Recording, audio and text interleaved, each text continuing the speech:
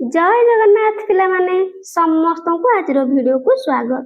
तुम साहित्य बहिर पाठ 11 गंगार कहानी ए सुंदर चैप्टर टीर प्रश्न उत्तर गुडी को आलोचना करनेबा। आस कथा हेबा।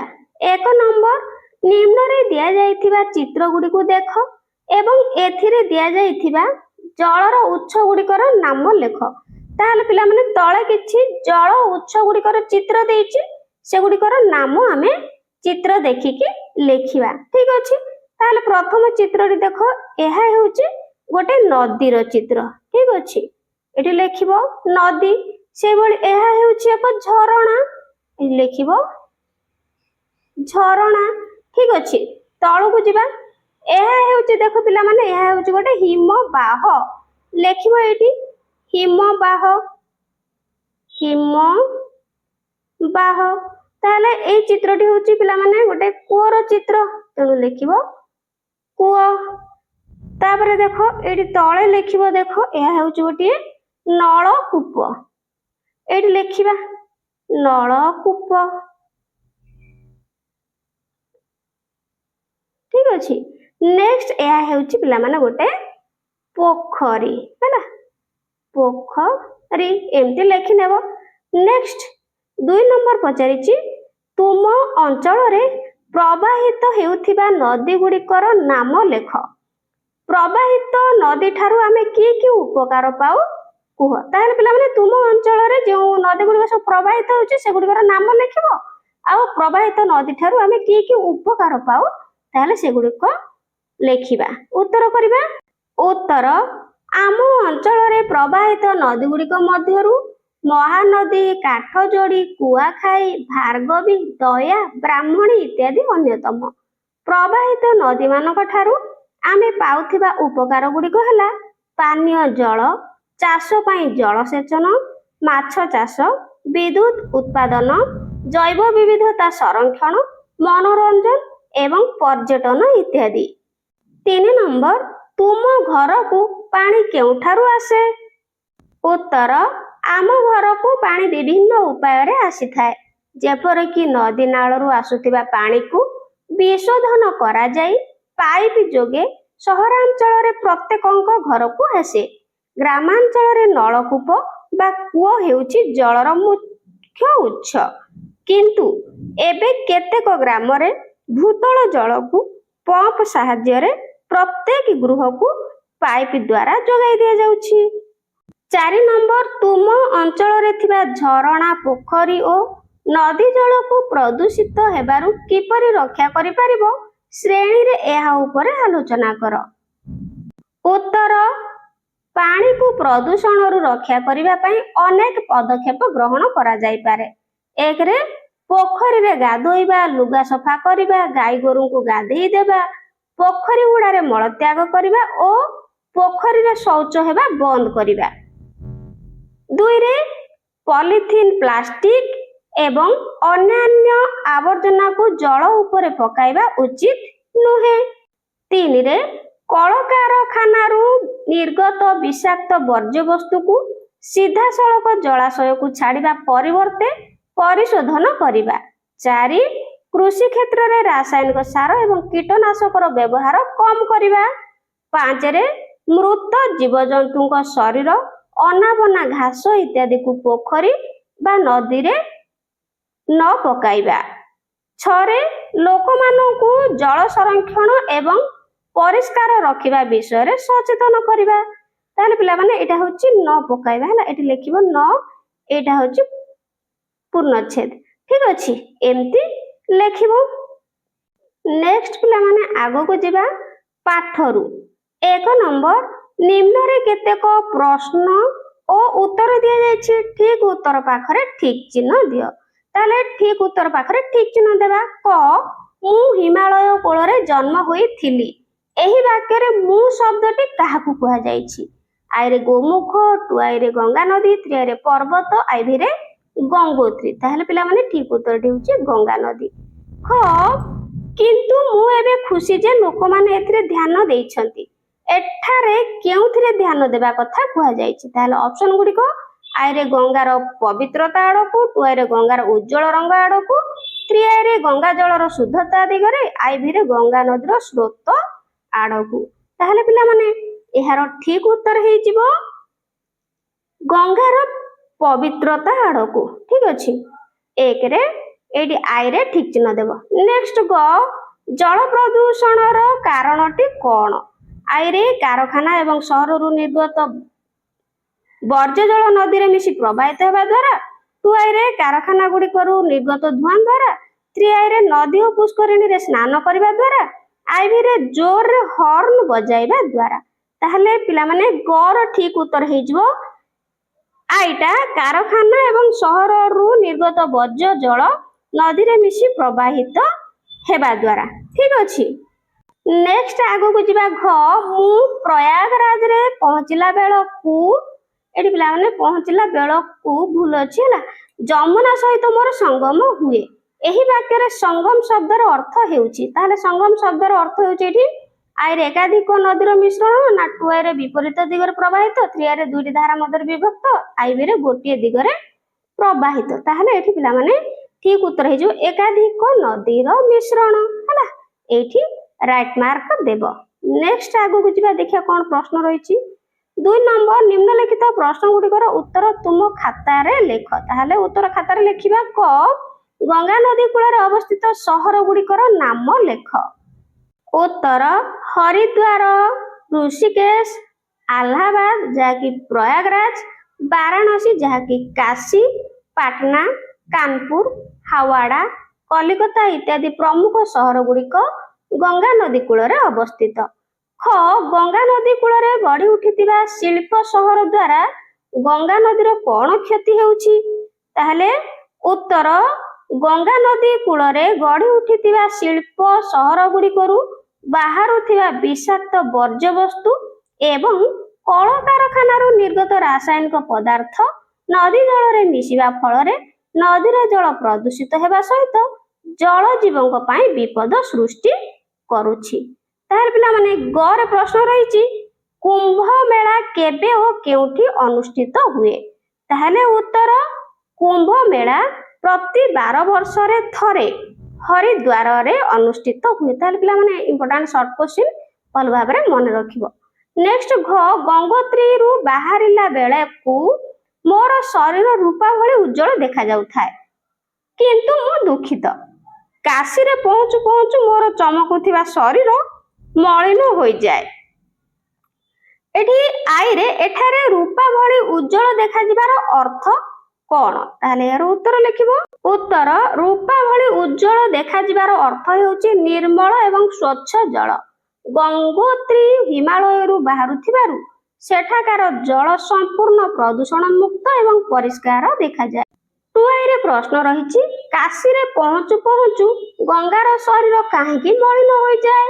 उत्तर गंगार यात्रा पथरे अनेक शिल्प शहर देई प्रवाहित हेबा समय रे कल कारखाना एवं शरीरर वर्ज्य वस्तु नदी रे मिसिबा फल रे जल प्रदूषित होई मलिन होई जाय। नेक्स्ट पिला माने 3 नंबर क्वेश्चन रहिछि पाठ आधारित ठीक उक्ति ऊपर ठीक चिन्ह बा ठीक चिन्हित और भूल उक्ति पाखरे भूल चिन्ह बा छकी चिन्ह दियो। क गंगा कूल रे अनेक तीर्थ स्थान अछि, ताहले यह ठीक अटे। ख गंगा आरावली कूल रे जन्म ग्रहण करिथिले, ताहले एटा भूल अटे। ग कारखाना रु बाहरुथिबा मैला पानी गंगा जल को प्रदूषित करूछि, ताहले एटा संपूर्ण मात्रा रे ठीक अटे। घ पश्चिमबंग रे गंगा 3टी स्रोत रे विभक्त होई जाए, ताहा भूल अटे। ओ गंगार अन्य नाम भागीरथी, ठीक अटे ये उक्तिटी हैला। नेक्स्ट मेल कर तळे क स्तंभ और ख स्तंभ रे केतेक संपर्कित शब्द दिया जायछि, से गुम सेमानकु बाछि क स्तंभ को ख स्तंभ सहित मेल कर। ताहले क स्तंभ सहित ख स्तंभ को मेल करिबा। ताहले पिला माने गंगार उत्पत्ति दे देछि गोमुख, ठीक अछि। ताहले देवप्रयाग एठी अलकानंदा। शिल्प शहर होची कानपुर। बांग्लादेश होची एठी पद्मावती सहित पद्मा नदी सहित जोड़ी नेब। पवित्र तीर्थ स्थान ପିଲାମାନେ ପବିତ୍ର ତୀର୍ଥ ସ୍ଥାନ ହଉଛି ବାରାଣାସୀ। ଠିକ ଅଛି, ତାହେଲେ ଏଇଭଳି ଭାବରେ ମେଳ କରି ନେବ। ନେକ୍ସଟ ଆଗକୁ ଯିବା, ଭାଷାର କଥା। ନିମ୍ନଲିଖିତ ବାକ୍ୟକୁ ପଢ। ହରିଦ୍ୱାରରେ ପ୍ରତି 12 ବର୍ଷରେ ଥରେ କୁମ୍ଭମେଳା ଅନୁଷ୍ଠିତ ହୁଏ। ଏହି ବାକ୍ୟରେ ହୁଏ ଶବ୍ଦ ହେବା କ୍ରିୟାର ମୂଳ ରୂପ ଅଟେ। ତାହେଲେ ଏହା ହଉଛି ହୁଏ ହଉଛି କ୍ରିୟାର ମୂଳ ରୂପ। ନିମ୍ନଲିଖିତ ବାକ୍ୟରେ ହେବ କ୍ରିୟାର ବିଭିନ୍ନ ରୂପକୁ ବ୍ୟବହାର କରି ଖାଲି ସ୍ଥାନ ପୂରଣ କର। ସେଗୁଡ଼ିକୁ ବନ୍ଧନୀ ମଧ୍ୟରେ ଦିଆଯାଇଛି। ତାହେଲେ ଏଇଠି ଦେଖ ବନ୍ଧନୀ ମଧ୍ୟରେ ଦିଆଯାଇଛି ହେଲା।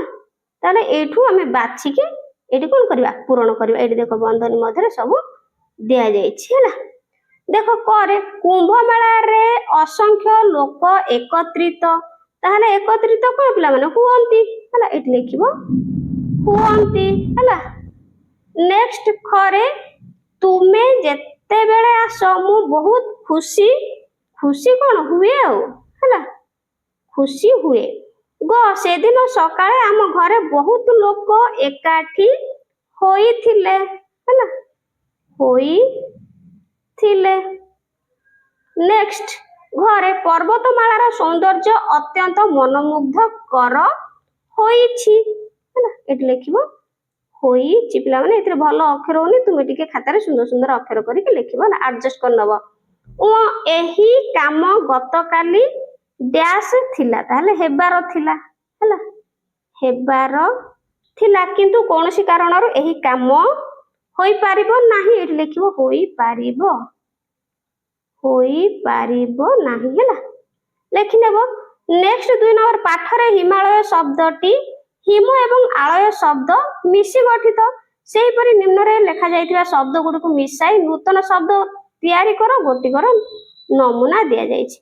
ତାହେଲେ ପିଲାମାନେ ପାଠରେ ହିମାଳୟ ଶବ୍ଦଟି ହିମ ଏବଂ ଆଳୟ ହେଲା। ତାହେଲେ ଦେଖ ହିମ ଏବଂ ଆଳୟ ମିଶି କଣ ହବ, ହିମାଳୟ।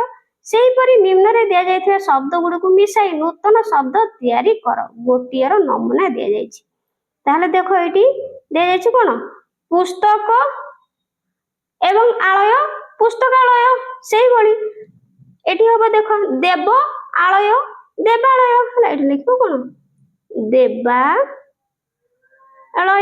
ସେଇପରି ବିଦ୍ୟା ଆଳୟ ବିଦ୍ୟାଳୟ ହେଲା। ସେଇଭଳି ମେଘ ଆଳୟ କଣ ହବ, ମେଘାଳୟ। ସେଇଭଳି ଭୋଜନ ଆଳୟ ଭୋଜନାଳୟ ଭୋଜନାଳୟ। ନେକ୍ସଟ ଦେଇଛି ଏବେ ଲେଖିଥିବା ଶବ୍ଦ ଗୁଡ଼ିକୁ ବାକ୍ୟର ବ୍ୟବହାର କରି ନିଜ ଖାତାରେ ଲେଖ। ତାହେଲେ ଏଇ ଶବ୍ଦ ଗୁଡ଼ିକୁ ନେଇ ଆମେ ବାକ୍ୟ ଗଠନ କରିବା। ତାହେଲେ ପିଲାମାନେ ବାକ୍ୟ ଗଠନ କରିନିଅ। ପୁସ୍ତକ ଏବଂ ଆଳୟ ପୁସ୍ତକାଳୟ। ଆମ ବିଦ୍ୟାଳୟରେ ଗୋଟେ ବଡ ପୁସ୍ତକାଳୟ ଅଛି। ଦେବ ଏବଂ ଆଳୟ ଦେବାଳୟ।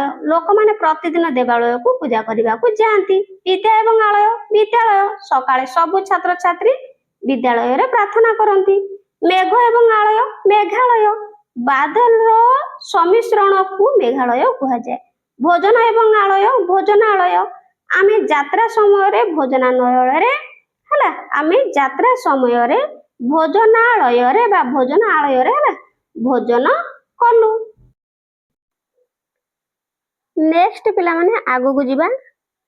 3 ନମ୍ବର ନିମ୍ନରେ ଗଙ୍ଗା ନଦୀର ଚିତ୍ର ଉପରେ କିଛି ଶବ୍ଦ ଦିଆଯାଇଛି। ତାହେଲେ ଏଇଠି ଦେଖ ପିଲାମାନେ ଗଙ୍ଗା ନଦୀ ଉପରେ କିଛି ଶବ୍ଦ ଦିଆଯାଇଛି। ଏଇ ଶବ୍ଦ ଗୁଡ଼ିକୁ ବ୍ୟବହାର କରି ଅନୁଚ୍ଛେଦଟିଏ ଲେଖ ହେଲା। ତାହେଲେ ଅନୁଚ୍ଛେଦଟିଏ ଲେଖିବା ଏଇ ଶବ୍ଦ ଗୁଡ଼ିକୁ ବ୍ୟବହାର କରି, ଯେମିତି କି ପବିତ୍ର ନିର୍ମଳ ଗୋମୁଖ ହେଲା, ହିମାଳୟ ଉପକୂଳ ତୀର୍ଥଯାତ୍ରା, ତା ସହିତ ଶିଳ୍ପ ଶାନ୍ତ ସହର ଉଜ୍ଜଳ ପ୍ରସିଦ୍ଧ ଆଉ ଜଳ। ତାହେଲେ ଏଇ ଶବ୍ଦ ଗୁଡ଼ିକୁ ନେଇ ଗୋଟେ ଅନୁଚ୍ଛେଦଟିଏ ଲେଖିବା। ତାହେଲେ ଉତ୍ତର ଗଙ୍ଗା ନଦୀ ଭାରତର ଏକ ପବିତ୍ର ନଦୀ ଅଟେ। ଏହା ହିମାଳୟ ପର୍ବତର ଗୋମୁଖରୁ ବାହାରିଛି। ଏହାର ଜଳ ଅତ୍ୟନ୍ତ ନିର୍ମଳ ଓ ଉଜ୍ଜଳ। ନଦୀ କୂଳରେ ଅନେକ ପ୍ରସିଦ୍ଧ ସହର ଗଢ଼ି ଉଠିଛି। ନଦୀର ପ୍ରବାହ ଶାନ୍ତ ହେଲେ ମଧ୍ୟ ଶିଳ୍ପ ଗୁଡ଼ିକ ଦ୍ୱାରା ଜଳ ପ୍ରଦୂଷିତ ହେଉଛି। ତାହେଲେ ଏଇଭଳି ତୁମେ ମାନେ କଣ କରିବ, ଏଇ ଶବ୍ଦ ଗୁଡ଼ିକୁ ଲଗେଇକି ଅନୁଚ୍ଛେଦଟିଏ ଲେଖିବ। ନେକ୍ସଟ ଦେଖିବା କଣ ରହିଛି ପ୍ରଶ୍ନ। 4 ନମ୍ବର ତୁମେ କାମ କର। ତାହେଲେ ମୁଁ କର ଯୋଡ଼ି ଆପଣଙ୍କୁ ପ୍ରଣାମ କରୁଛି। ଏଠାରେ ପ୍ରଥମ ବାକ୍ୟରେ କର ହେଲା, ଏଇ କର ଶବ୍ଦଟି କ୍ରିୟା ଭାବରେ ବ୍ୟବହୃତ ହୋଇଛି ଏବଂ ଦ୍ୱିତୀୟ ବାକ୍ୟରେ କର ହେଲା। ଏଇ ଦେଖ ପ୍ରଥମ ବାକ୍ୟର କର ଆଉ ଇଏ ହଉଛି ଦ୍ୱିତୀୟ ବାକ୍ୟର କର। ତାହେଲେ ପ୍ରଥମ ବାକ୍ୟରେ ଏଇ ଯୋଉ କର ଶବ୍ଦଟି କ୍ରିୟା ଭାବରେ ବ୍ୟବହାର ହୋଇଛି ହେଲା ବା ବ୍ୟବହୃତ ହୋଇଛି ଏବଂ ଦ୍ୱିତୀୟ ବାକ୍ୟରେ କର ଶବ୍ଦର ଅର୍ଥ ହେଉଛି ହାତ। କର ଶବ୍ଦର ଅନ୍ୟ ଏକ ଅର୍ଥ ମଧ୍ୟ ଖଜଣା। ଠିକ ଅଛି, ତାହେଲେ ଏହିପରି ତୁମେ ଦେଖିଥିବ ଯେ ସମାନ ଶବ୍ଦଟି ବିଭିନ୍ନ ବାକ୍ୟରେ ବ୍ୟବହାର ହେବା ଯୋଗୁଁ ଭିନ୍ନ ଭିନ୍ନ ଅର୍ଥ ପ୍ରକାଶ କରୁଛି। ଏବେ ତୁମେ ତୁମର ପାଠ୍ୟ ପୁସ୍ତକ ଓ ଅନ୍ୟାନ୍ୟ ଉତ୍ସରୁ ଏହିପରି ଶବ୍ଦ ଗୁଡ଼ିକର ଏକ ତାଲିକା ପ୍ରସ୍ତୁତ କରି ସେଗୁଡ଼ିକୁ ବାକ୍ୟରେ ବ୍ୟବହାର କର ଅତି କମରେ 10ଟି ଶବ୍ଦରେ। ଠିକ ଅଛି, ତାହେଲେ ଏହାର ଉତ୍ତର କରିବା। ଶବ୍ଦ ଅର୍ଥ ଆଉ ବାକ୍ୟ। ତାହେଲେ ଦେଖ ଅଂଶ, ଅ ଅନୁସାରେ ତାଲବେଶ। ଅଂଶ ମାନେ ଏହାର ଅର୍ଥ ହେଇଯାଉଛି ଭାଗ। ପିତାଙ୍କ ସମ୍ପତ୍ତିରୁ ପୁତ୍ରମାନେ ନିଜ ନିଜର ଅଂଶ ପାଇଲେ। ନେକ୍ସଟ ଦନ୍ତେଶ ଅଂଶ ଦେଖ, ଅଂଶ ଅର୍ଥ ସ୍କନ୍ଧ। ତାହେଲେ ଶ୍ରୀକୃଷ୍ଣଙ୍କ ହସ୍ତରେ ଚକ୍ର ମାତ୍ର ବଳରାମଙ୍କ ଅଂଶରେ ହଳ ଶୋଭିତ। ତରଣୀ ଅର୍ଥାତ୍ ସୂର୍ଯ୍ୟ, ନରେ ହସ୍ୟକାର ହେଇଗଲେ ସୂର୍ଯ୍ୟ। ଆକାଶରେ ତରଣୀ ଗତାଗତ ହୁଅନ୍ତି। ସେଇଭଳି ତରଣୀ ନରେ ଦୀର୍ଘିକାର ହେଇଗଲେ ନୌକା, ଜଳରେ ତରଣୀ ଯାତାୟାତ କରେ। ଦହର୍ଷିକାର ଦିନ ହେଇଗଲେ ଦିବସ, 7 ଦିନରେ ଏକ ସପ୍ତାହ ହୁଏ। ଦୀର୍ଘିକାର ଦିନ ହେଇଗଲେ ଦରିଦ୍ର, ଦିନ ପ୍ରତି ଦୟା କର ଅର୍ଥାତ୍ ଦରିଦ୍ର ପ୍ରତି ଦୟା କର। ତାପରେ ନହର୍ଷିକାର ନୀତି, ନୀତି ଅର୍ଥାତ୍ ପ୍ରତିଦିନ ନୀତି ଶ୍ରୀମନ୍ଦିରରେ 56 ପଉଟି ଭୋଗ ହୁଏ। ଦୀର୍ଘିକାର ନୀତି ହେଲେ ନିୟମ, ନୀତିହୀନ ରାଜନୀତି ଦେଶ ପାଇଁ ଶୁଭଙ୍କର ନୁହେଁ। ତ ବର୍ଷିକାର ବିଷ ଅର୍ଥାତ୍ ପଦ୍ମନାଡ଼, ହଂସଟି ଚଞ୍ଚୁରେ ବିଷଖଣ୍ଡ ଧାରଣ କରିଛି। ନେକ୍ସଟ ଦେଖ ବିଷ ମୁଦନେଶ, ତ ବିଷ ଅର୍ଥ ଗରଳ, ପରୀକ୍ଷାରେ ଫେଲ ହେବାରୁ ଝିଅଟି ବିଷ ପାନ କରି ମୃତ୍ୟୁବରଣ କଲା। ତାଲବେଶର ସର ଅର୍ଥାତ୍ ତଦୀର୍ଘିକାରେ ତୀର ହେଲା, ଅର୍ଜୁନ ସରରେ ସଜ୍ଜା ପ୍ରସ୍ତୁତ କରିଥିଲେ। ଦନ୍ତେଶର ସର ଅର୍ଥାତ୍ କ୍ଷୀର ସର ହେଲା, ତା ଯାହାକୁ କୁହନ୍ତି ଦୁଧ ସର। ତ କୃଷ୍ଣ ସର ଖାଇବାକୁ ଭଲ ପାଉଥିଲେ, ବୁଝିହେଲା। ତାପରେ ସାପ, ଦନ୍ତେଶ ଆକାରରେ ସାପ ହେଇଗଲେ ସର୍ପ, ତାହେଲେ ସାପ ଏକ ସରୀସୃପ। ତାହେଲେ ଦେଖ ତାଲବେଶ ଆକାର ସାପ ହେଇଗଲେ ଅଭିଶାପକୁ ବୁଝେଇବ। ପ୍ରଭୁ ଶ୍ରୀରାମ ଅହଲ୍ୟାଙ୍କୁ ସାପ ମୁକ୍ତ କଲେ। ଶିଳ ଅର୍ଥାତ୍ ବଟା ପଥର, ଶିଳରେ ମା ବେସର ବାଟନ୍ତି। ତାଲବେଶ ଦିଗରେ ଶିଳ ହେଇଗଲେ ସ୍ୱଭାବ, ଅଜ୍ଞାତ କୁଳଶୀଳ ବ୍ୟକ୍ତିକୁ ଆଶ୍ରୟ ଦିଅ ନାହିଁ। ତାପରେ ଦନ୍ତେଶୁକା ସୁଧ ଅର୍ଥାତ୍ କଳନ୍ତର, ଗାଁ ମହାଜନ ମାନେ ଉଚ୍ଚ ହାରରେ ସୁଧ ସଂଗ୍ରହ କରନ୍ତି। ତାଲବେଶ ସୁଧ ଅର୍ଥାତ୍ ପବିତ୍ର, ଶୁଦ୍ଧ ମନରେ ଦେବ ଆରାଧନା କରିବା ଉଚିତ। କଂସକାର କୂଳ ହେଇଗଲେ ବଂଶ, ପ୍ରଭୁ ଶ୍ରୀରାମ ରଘୁକୁଳର ତିଲକ ଥିଲେ। ତାପରେ କଦକାର କୂଳ ତଟ ହେଲା, ଶ୍ରୀକୃଷ୍ଣ ଯମୁନା କୂଳରେ ବଂଶୀ ବଜାଉଥିଲେ। ତାହେଲେ ପିଲାମାନେ ଏଇଠି ଏଇଭଳି ଭାବରେ ଆମେ କଣ କଲେ, 10ଟା ଶବ୍ଦକୁ ବିଭିନ୍ନ ପ୍ରକାରରେ କଣ ଅର୍ଥରେ ବାକ୍ୟ ଗଠନ କଲେ। ନେକ୍ସଟ ଦେଖ କଣ ପ୍ରଶ୍ନ ରହିଛି ପିଲାମାନେ, ଯାହା ତୁମେ ବୁଝୁଛ ହେଲା, ତୁମେ ଯାହା ବୁଝୁଛ। ତାହେଲେ 1 ନମ୍ବର, ଗଙ୍ଗା ନଦୀ ସହିତ ତୀର୍ଥସ୍ଥଳ ଗୁଡ଼ିକୁ ଯୋଡ଼ିବାର କାରଣ କଣ ହୋଇପାରେ ବୋଲି ତୁମେ ମାନେ ଭାବୁଛ? ଉତ୍ତର, ହିନ୍ଦୁ ଧର୍ମରେ ଗଙ୍ଗା ନଦୀକୁ ଗଙ୍ଗା ମାତା ଭାବରେ ପୂଜା କରାଯାଏ। ଲୋକମାନଙ୍କର ବିଶ୍ୱାସ ଯେ ଏହି ନଦୀରେ ବୁଡ଼ ପକାଇଲେ ସମସ୍ତ ପାପ ଧୋଇଯାଏ। ତୀର୍ଥସ୍ଥଳ ଗୁଡ଼ିକ ଏହି ଧାର୍ମିକ ବିଶ୍ୱାସର କେନ୍ଦ୍ରବିନ୍ଦୁ ହୋଇଥିବାରୁ ଲୋକମାନେ ଧାର୍ମିକ କାର୍ଯ୍ୟ କରିବା ପାଇଁ ଏହି ପବିତ୍ର ନଦୀ କୂଳରେ ଥିବା ତୀର୍ଥସ୍ଥଳୀ ମାନଙ୍କୁ ଯାତ୍ରା କରନ୍ତି। 2 ନମ୍ବର, ଯଦି ନଦୀ ଗୁଡ଼ିକ ଦିନକୁ ଦିନ ପ୍ରଦୂଷିତ ହେବାରେ ଲାଗିବ ତେବେ ଏହାର ପ୍ରଭାବ ଆମ ଉପରେ କଣ ପଡ଼ିବ?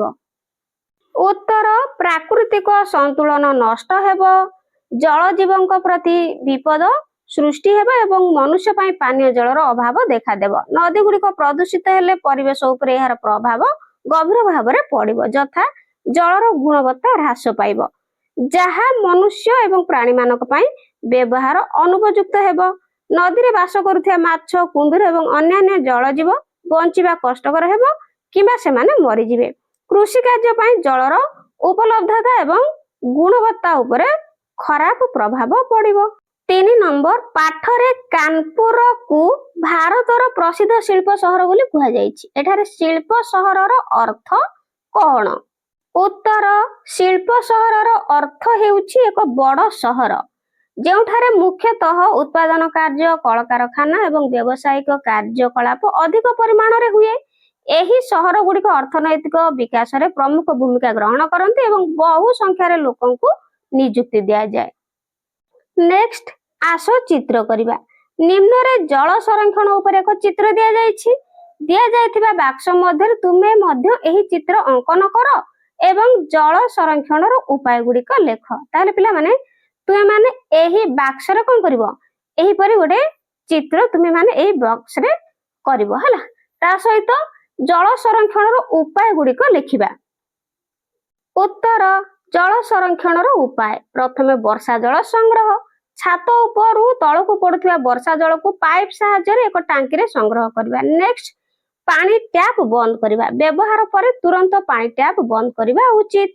ଜଳର ପୁନଃ ବ୍ୟବହାର। ପିଇବା, ଧୋଇବା ପାଣିକୁ ଗଛ ମୂଳରେ ଦେବା ଭଳି କାର୍ଯ୍ୟ କରିବା। ନେକ୍ସଟ, ଜଳ ଲିକ୍ ମରାମତି। ଘରେ ଟ୍ୟାପ ବା ପାଇପ ଲିକ୍ ହେଉଥିଲେ ତୁରନ୍ତ ମରାମତି କରିବା। ନେକ୍ସଟ ଦେଖିବା କଣ ପ୍ରଶ୍ନ ରହିଛି, ଗଙ୍ଗା ସହିତ କଥାବାର୍ତ୍ତା। ତାହେଲେ ପିଲାମାନେ ଗଙ୍ଗାର ରୂପା ଭଳି ଉଜ୍ଜଳ ଶରୀର ମଳିନ ହୋଇଯାଉଥିବା ଦେଖି ସେ ଦୁଃଖିତ। ଯଦି ତୁମେ କେବେ ଗଙ୍ଗା ନଦୀ ସହିତ କଥା ହେବାର ସୁଯୋଗ ପାଅ ତେବେ କଣ କଥାବାର୍ତ୍ତା ହେବ, ନିଜ ନିଜ ମଧ୍ୟରେ ଆଲୋଚନା କର। ତାହେଲେ ପିଲାମାନେ ଗଙ୍ଗା ସହିତ ଯଦି ତୁମେ କଥାବାର୍ତ୍ତା ହେବାର କଣ କରିବ, ସୁଯୋଗ ପାଇବ, ତାହେଲେ କଣ କଥା ହେବ ହେଲା, ଏଇଠି ଲେଖିବ ତୁମେ ମାନେ। ତ ଲେଖିବ, ଏଇଠି କହିଦଉଛି, ପ୍ରଥମେ ଲେଖିବ ହେଲା। ଏଇଠି ମା ଗଙ୍ଗାକୁ ଇଏ କଣ କହୁଛି ହେଲା ଚିତ୍ରରେ, ତେଣୁ ତୁମେ ଲେଖିବ ଯେ ମା ଗଙ୍ଗା ଆପଣଙ୍କ ଜଳ ବହୁତ ସ୍ୱଚ୍ଛ ଥିଲା, ଏପରି ମହିଳା କାହିଁକି ହୋଇଗଲା ହେଲା, ଏଇଠି ପ୍ରଶ୍ନ ଦେବ। ନେକ୍ସଟ, ଆମେ ଆପଣଙ୍କ ଜଳକୁ କିପରି ସଫା କରିପାରିବୁ ହେଲା, ଏମିତି ଲେଖିବ। ତା ସହିତ ଏଇଠି ମଧ୍ୟ ଲେଖିବ, ମା ଆମେ ସମସ୍ତେ ଆପଣଙ୍କର ଏହି ଜଳକୁ ସଫା କରିବାକୁ ଚେଷ୍ଟା କରିବୁ। ତାହେଲେ ଏଇଠି ଲେଖିବ ପିଲାମାନେ, କାରଖାନା ଓ ସହରର ମଇଳା ପାଣି ମୋ ଜଳରେ ମିଶିବାକୁ ଏପରି ମଇଳା ହେଇଗଲା ହେଲା। ତାହେଲେ ଏଗୁଡିକ ଲେଖିବା ଏମିତି, ଏହିପରି ଲେଖିବ ପିଲାମାନେ ଏଇଠି ହେଲା। ପ୍ରଥମେ ଦେଖ ଏପଟେ ତିନିଟା ହେଲା, ଆଉ ଏପଟେ ମଧ୍ୟ ତିନିଟା, ଠିକ ଅଛି। ତାହେଲେ ଲେଖିବ, ମା ଗଙ୍ଗା ଆପଣଙ୍କ ଜଳ ବହୁତ ସ୍ୱଚ୍ଛ ଥିଲା, ଏପରି ମଇଳା କାହିଁକି ହୋଇଗଲା। ତାପରେ ଆମେ ଆପଣଙ୍କ ଜଳକୁ କିପରି ସଫା କରିପାରିବୁ, ମା ଆମେ ସମସ୍ତେ ଆପଣଙ୍କର ଏହି ଜଳକୁ ସଫା କରିବାକୁ ଚେଷ୍ଟା କରିବୁ। ନେକ୍ସଟ ଏପଟେ ଲେଖିବ, ପିଲାମାନେ କାରଖାନା ଓ ସହରର ମଇଳା ପାଣି ଓ ଜଳରେ କଣ ମିଶିବାରୁ ଏପରି ମଇଳା ହୋଇଗଲା। ତ ତାପରେ ମୋ ଜଳରେ ମଇଳା ପକାଅ ନାହିଁ, କାରଖାନା ଓ ସହରର ମଇଳା ପାଣିକୁ ମୋ ସହିତ ମିଶାଅ ନାହିଁ, ସଫା ଅଭିଯାନ ଆରମ୍ଭ କର। ତାହେଲେ ଶେଷରେ ଲେଖିବ, ମୋର ତୁମମାନଙ୍କ ଉପରେ ସମ୍ପୂର୍ଣ୍ଣ ଭରସା ଅଛି, ତୁମେ ମାନେ ମତେ ରକ୍ଷା କର। ଆଗକୁ ଯିବା, ପୁସ୍ତକାଳୟ ଏବଂ ଅନ୍ୟାନ୍ୟ ଉତ୍ସ। ତାହେଲେ 1 ନମ୍ବରରେ ପ୍ରଶ୍ନ ପଚାରିଛି, ବିଦ୍ୟାଳୟରେ ପାଠାଗାର, ପିତାମାତା ଏବଂ ଅନ୍ୟାନ୍ୟ ଉତ୍ସରୁ ଗଙ୍ଗା ନଦୀର ଶାଖା ନଦୀ ଗୁଡ଼ିକ ବିଷୟରେ ଖୋଜ। ଏଥିସହିତ ସେହି ନଦୀ ଗୁଡ଼ିକର ଉତ୍ପତ୍ତି ସ୍ଥାନ କେଉଁଠି ଏବଂ ସେହି ନଦୀ କୂଳରେ କେଉଁ ସବୁ ପ୍ରସିଦ୍ଧ ସହର ଅଛି ତାହାର ତାଲିକା ତିଆରି କର। ଉତ୍ତର, ଗଙ୍ଗା ନଦୀର ପ୍ରମୁଖ ଶାଖା ନଦୀ ଗୁଡ଼ିକ ହେଉଛି ଯମୁନା, ଅଳକାନନ୍ଦା, ଘାଗରା, କୋଶି, ଗୋମତୀ, ରାମଗଙ୍ଗା ଇତ୍ୟାଦି। ଏହି ନଦୀ ଗୁଡ଼ିକର ଉତ୍ପତ୍ତି ସ୍ଥାନ ଯମୁନା ଯମୁନେତ୍ରୀରୁ ବାହାରିଛି, ଅଳକାନନ୍ଦା ଶତପନ୍ଥ ଗ୍ଲେସିୟର, ଘାଗରା ତିବ୍ବତ, ଗୋମତୀ ମାଧୁଟାଣ୍ଡା ହେଲା। ସେଇଭଳି ନଦୀ କୂଳରେ ଅବସ୍ଥିତ ପ୍ରସିଦ୍ଧ ସହର ଯଥା ଦିଲ୍ଲୀ, ଆଗ୍ରା, ଲକ୍ଷ୍ନୌ, ପ୍ରୟାଗରାଜ, ବାରାଣସୀ ଏବଂ ପାଟନା ପ୍ରଭୃତି। 2 ନମ୍ବର, ଭାରତ ସରକାରଙ୍କ ଦ୍ୱାରା ନଦୀ ସଫା କରିବା ପାଇଁ ଚାଲିଥିବା ଯୋଜନା ବିଷୟରେ ଖୋଜି ବାହାର କର। ଏଥିପାଇଁ ତୁମେ ପାଠାଗାର, ଶିକ୍ଷକ, ଅଭିଭାବକ ଏବଂ ଅନ୍ୟାନ୍ୟ ଉତ୍ସର ସାହାଯ୍ୟ ନେଇପାରିବ। ତାହେଲେ ପିଲାମାନେ ଭାରତ ସରକାରଙ୍କ ଦ୍ୱାରା ନଦୀ ସଫା କରିବା ପାଇଁ ଚାଲିଥିବା ଯୋଜନା ହେଲା, ସେଗୁଡିକ ଲେଖିବା, କଣ ସବୁ ଯୋଜନା ରହିଛି ଗଙ୍ଗା ନଦୀକୁ ସଫା କରିବା ପାଇଁ। ଉତ୍ତର, ଭାରତ ସରକାରଙ୍କ ଦ୍ୱାରା ନଦୀ ସଫା କରିବା ପାଇଁ ଚାଲିଥିବା ପ୍ରମୁଖ ଯୋଜନା ଗୁଡିକ ହେଉଛି ନମାମି ଗଙ୍ଗେ, ରାଷ୍ଟ୍ରୀୟ ନଦୀ ସଂରକ୍ଷଣ ଯୋଜନା, ଯମୁନା ଆକ୍ସନ ପ୍ଲାନ, ଅମୃତ ଯୋଜନା, ତା ସହିତ ଜଳଶକ୍ତି ଅଭିଯାନ, ଗଙ୍ଗା ଆକ୍ସନ ପ୍ଲାନ। ଠିକ ଅଛି। 3 ନମ୍ବର, ନିଜକୁ ନଦୀଟିଏ ମନେ କରି ଆତ୍ମ କାହାଣୀ ଲେଖ। ତାହେଲେ ପିଲାମାନେ ନଦୀଟିଏ ମନେ କରିକି ଆତ୍ମ କାହାଣୀ ନଦୀର ଲେଖିବା। ତାହେଲେ ଉତ୍ତର ଲେଖିବ ପିଲାମାନେ, ମୁଁ ଏକ ନଦୀ, ମୁଁ ପାହାଡରୁ ବାହାରି ସମୁଦ୍ରରେ ମିଶିବା ପର୍ଯ୍ୟନ୍ତ ଅନେକ ସ୍ଥାନ ଦେଇ ପ୍ରବାହିତ ହୁଏ। ମୋ କୂଳରେ ଅନେକ ସହର, କଳକାରଖାନା ଓ ଗାଁ ଗଣ୍ଡା ଗଢି ଉଠିଛି। ମୁଁ ଲୋକଙ୍କୁ ପିଇବା ପାଣି, ଚାଷ ପାଇଁ ଜଳ ଯୋଗାଇଥାଏ, ବର୍ଷା ଦିନେ ଅନେକ ଥର ମୋ ଦୁଇ ପାର୍ଶ୍ୱରେ ଥିବା ବନ୍ଧ ଭାଙ୍ଗିଯାଏ, ଯାହା ଫଳରେ ମୋର ଅନିଚ୍ଛା ସତ୍ତ୍ୱେ ମୁଁ ଗାଁ ଗଣ୍ଡାରେ ପଶି ଲୋକମାନଙ୍କୁ ବହୁତ କଷ୍ଟ ଦିଏ। ଲୋକମାନେ ଜାଣି ଶୁଣି ମୋର ଜଳକୁ ଅପରିଷ୍କାର କରୁଛନ୍ତି। କଳକାରଖାନା ଓ ସହରର ଦୂଷିତ ପଦାର୍ଥ ମୋର ଜଳରେ ମିଶାଉଛନ୍ତି। ମୁଁ ସବୁବେଳେ ଆଗକୁ ବଢି ଚାଲିଥାଏ। ହେଲା, ଏଇଭଳି ନଦୀର ଆତ୍ମକାହାଣୀ ଲେଖିବ। ତାହେଲେ ପିଲାମାନେ ଆଗକୁ କଣ ପ୍ରଶ୍ନ ରହିଛି ଦେଖିବା। ତ ଏଇଠି ତୁମମାନଙ୍କର ଗଙ୍ଗାର କାହାଣୀ ପ୍ରଶ୍ନ ଗୁଡ଼ିକ ସରିଯାଇଛି। ପିଲାମାନେ ଭିଡ଼ିଓଟି କେମିତି ଲାଗିଲା କମେଣ୍ଟରେ ଜଣେଇବ। ଆଉ ପିଲାମାନେ ସବସ୍କ୍ରାଇବ କରିବା ପାଇଁ ଭୁଲି ଯାଉଛ। ବହୁତ ଚ୍ୟାନେଲ ଭିଡ଼ିଓ ଦେଖୁଛ କିନ୍ତୁ ସବସ୍କ୍ରାଇବ କରୁନା। 1 ମିନିଟ୍ ଲାଗିବ, ଏଇନା ହିଁ ସବସ୍କ୍ରାଇବ କରିଦେ। ହେଲା, ଏହାପରେ ତୁମମାନଙ୍କୁ କେଉଁ ଚାପ୍ଟରର କ୍ୱେଶ୍ଚିନ୍ ଆନ୍ସର ଦରକାର ମୋତେ କମେଣ୍ଟରେ ଜଣେଇବ। ଆଜି ପାଇଁ ରହୁଛି। Thank you.